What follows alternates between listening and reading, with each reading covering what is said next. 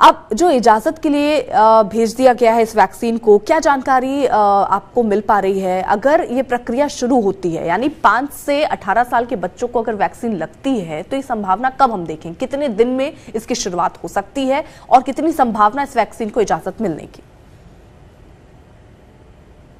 ऐसा लग रहा है कि सरकार इस वक्त कोरोना के बढ़ते हुए केसेस देखकर इस बात से डर गई है कि 12 साल से कम बच्चों को वैक्सीन नहीं थी इंडिया में अभी तक, और उनको वैक्सीन अब देनी चाहिए, क्योंकि सरकार के पास ये जो बच्चों की वैक्सीन का हथियार है वो पहले से मौजूद था।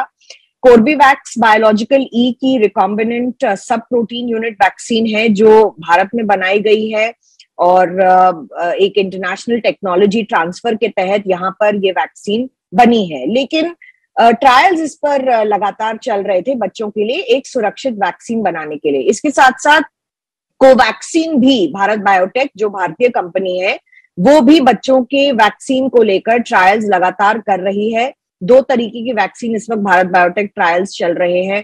2 साल से 2 साल के बच्चों तक पर ट्रायल चल रहा है भारत बायोटेक की वैक्सीन का, और एक इंट्रानेसल वैक्सीन है जो इंजेक्शन से नहीं दी जाएगी, जो नाक से दी जाएगी, ऐसी भी एक वैक्सीन है। लेकिन अभी तक अर्पिता लग नहीं रहा था कि भारत सरकार बच्चों को वैक्सीनेट करना चाहेगी। ये जो डिसीजन है सब्जेक्ट एक्सपर्ट कमिटी का, जो ड्रग कंट्रोलर जनरल के अंडर आते हैं, इन्होंने मीटिंग करके जो कोर्बेवैक्स को रिकमेंडेशन दिया है डीसीजीआई के लिए कि इनको बच्चों के लिए अब शुरू कर देना चाहिए 5 साल से 12 साल। ये भारत में पहली बार ही होगा, बिकॉज अभी तक सिर्फ हम 12 से 14 वर्ष के बच्चों को ही वैक्सीन दे रहे हैं, और उनको भी हम कोर्बेवैक्स ही दे रहे हैं, और कोई वैक्सीन इस एज ग्रुप के लिए भारत सरकार ने अप्रूव नहीं की है।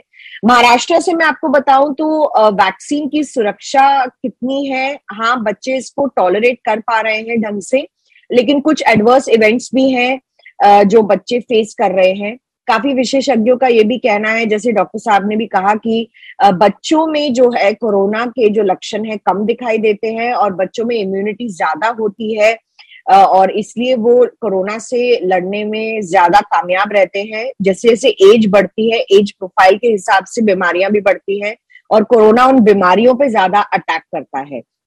बच्चों में सिर्फ कोमॉर्बिड बच्चे हैं, जो आपने केस बताया गुजरात से, पता ये करना होगा कि इस बच्चे को कोमॉर्बिडिटी क्या थी, क्योंकि कोमॉर्बिड बच्चों में जो वैक्सीनेशन है उसके लिए विशेषज्ञ काफी स्ट्रांगली रेकमेंड करते हैं कि जिनको एस्थमा है, ब्रोंकाइटिस है, हार्ट डिजीज है, सिवियर एस्थमा है, या फिर किसी किडनी की प्रॉब्लम है, या फिर कैंसर है, ऐसे बच्चों को प्रोटेक्शन देने के लिए डेफिनेटली कोविड की वैक्सीन देनी चाहिए।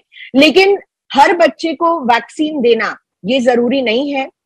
आने वाले समय में अर्पिता ये भी बहुत बड़ा सवाल होगा, अगर डीसीजीआई इस वैक्सीन को 5 से 12 साल के लिए अप्रूव कर देती है, तो पहला सवाल ये होगा कि क्या भारत सरकार सारे 5 से 12 साल के बच्चों को वैक्सीनेट करना चाहेगी, और दूसरा, क्या ये सिर्फ कोमॉर्बिड बच्चों के लिए पहले चरण में वैक्सीनेशन खोलने का निर्णय भारत सरकार लेगी? ये अपने आप में बहुत महत्वपूर्ण सवाल होगा।